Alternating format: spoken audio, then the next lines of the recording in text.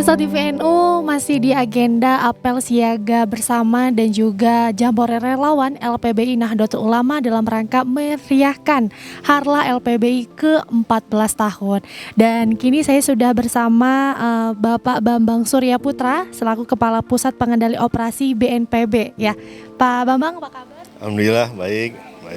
Pak Bambang, ya alhamdulillah. Bagaimana Pak Bambang melihat agenda hari ini dari respon peserta, kemudian rangkaian agenda gitu. Bagaimana tanggapan dari Pak Bambang sendiri? Ya, alhamdulillah saya lihat di sini luar biasa ya.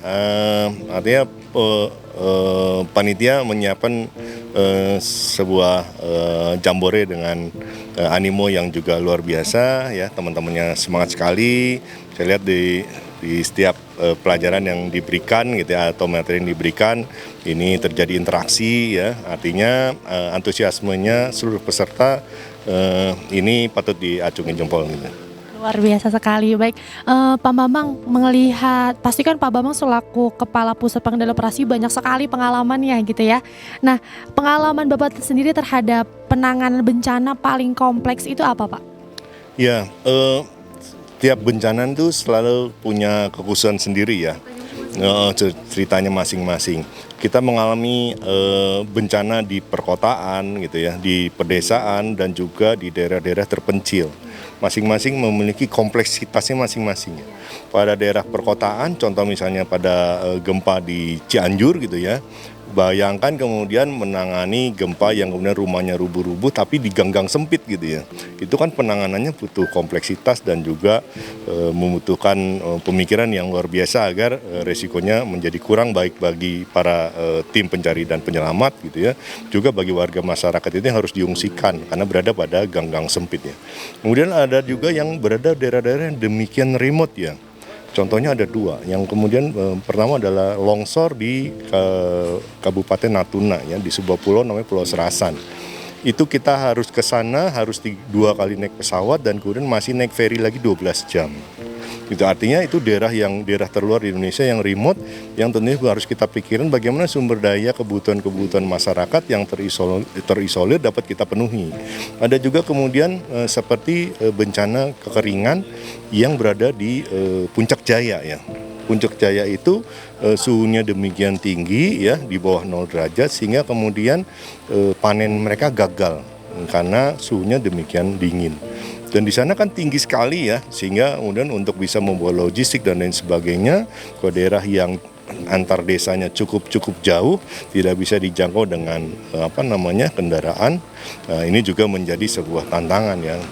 Sehingga untuk itu di semua daerah dimanapun kita berada, itu bagaimana kemudian bisa menyiapkan para aktor-aktor, tokoh-tokoh atau pegiat-pegiat kemanusiaan yang terlatih dan banyak gitu.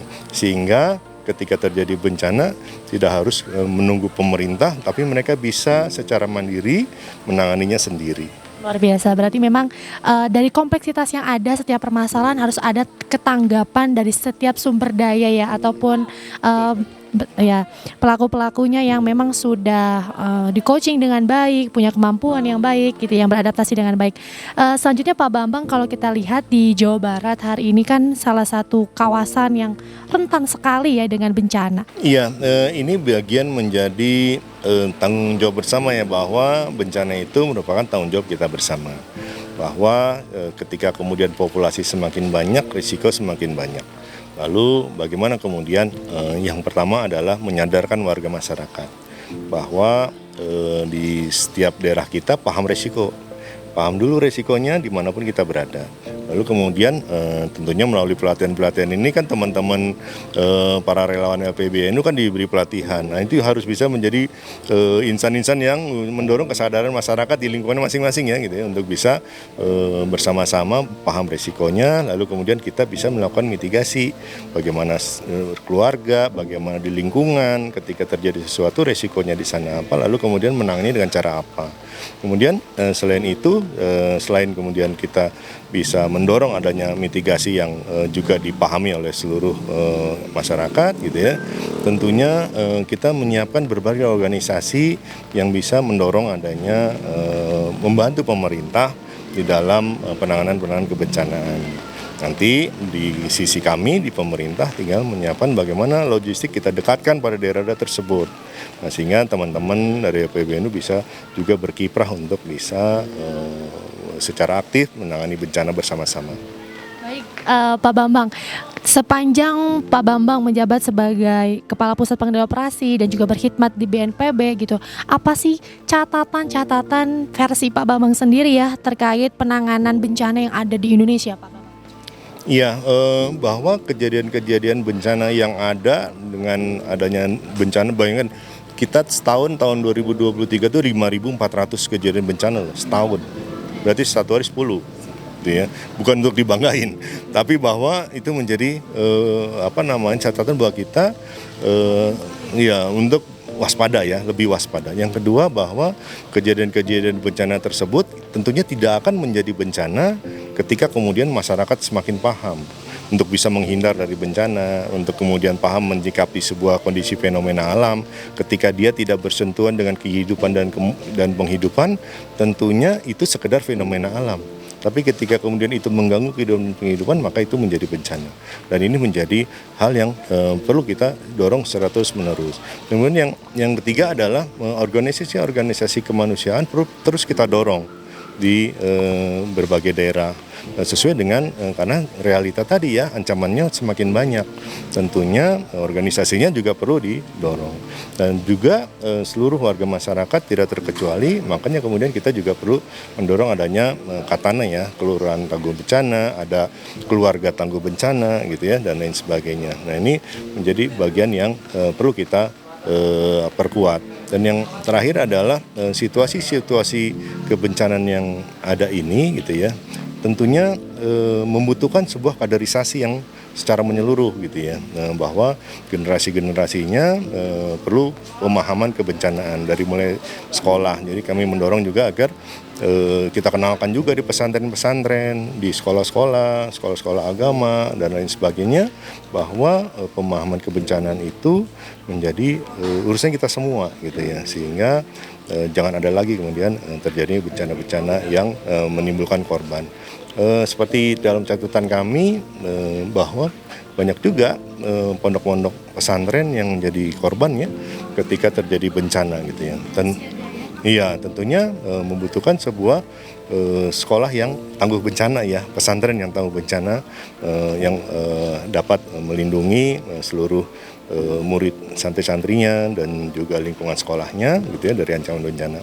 Baik, pesantren tangguh bencana ini luar biasa kali. Selanjutnya Pak Bambang dari Badan Nasional Penanggulangan Bencana melihat peran Lembaga Penanggulangan Bencana Indonesia Nahdlatul Ulama atau LPBNU ini sendiri, bagaimana Pak Bambang melihat mitra ini bergerak dan juga berkiprah di organisasi kemasyarakatan terbesar di Indonesia? Iya, NU merupakan organisasi terkemuka terbesar ya di Indonesia dan terdiri dari berbagai ulama yang ada. Dan ini tidak saja kemudian seluruh anggotanya gitu ya. Ini kan tentunya dari grassroots-nya, dari santri-santri ya, santri, sekolah-sekolah gitu ya, murid-murid ya, dan juga tentunya para ulamanya itu sendiri. Nah, kita berharap bahwa sebuah kombinasi ini yang dimiliki oleh PBNU gitu ya, ini juga perlu didorong untuk bisa memberikan pemahaman kepada para ulama berkaitan dengan fenomena alamnya gitu ya. Secara dalil-dalilnya, secara ayat-ayatnya dan hadis-hadisnya boleh dibilang mungkin kelotokan ya, paham ya. Tapi gitu ya, bagaimana kemudian hal itu diperkaya dengan keilmuannya. Keilmuan fenomena alam, apa sih sebabnya gitu ya, sebuah banjir lahar gitu ya. Banjir lahar itu kan orang taunya cuma sekedar banjir bandang.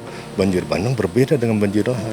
Banjir lahar itu karena adanya material gunung yang turun karena adanya hujan gitu ya. Nah, hal tersebut kemudian diberi pemahaman. Kenapa kemudian ini akan turun? Nah, karena kemudian ada sebuah gravitasi gitu ya. Kemudian dia akan selalu, air itu selalu mengisi ruang-ruang rendah. Makanya kemudian kalau kita punya rumah jangan berada pada jalur-jalur air gitu ya. Itu bagian yang kemudian kalau kemudian ini dapat didorong pada ceramah-ceramah agama ya gitu ya, maka ini dapat memperkokoh Indonesia ini dari ancaman bencana. Fenomena alamnya boleh terjadi, tapi korban nggak boleh terjadi. Dan itu kita berharap banget bahwa LPBNU ini memberi warna yang demikian kuat ya di Indonesia gitu ya, dari ancaman bencana melalui gitu dakwah-dakwahnya gitu. Baik, terakhir Pak Bambang, ini kan dalam rangka menyemarakkan Hari LPBI ke-14 tahun ya. Apa sih harapan dari Pak Bambang Sendiki selaku Kepala Badan Nasional Penanggulangan Bencana, Pak? Iya, harapannya bahwa tetap selalu menjadi mitra strategis kami di dalam penanggulangan bencana. Kami bangga punya LPBNU di tengah kita dan kami siap bermitra secara dekat dengan LPBNU untuk saling menguatkan.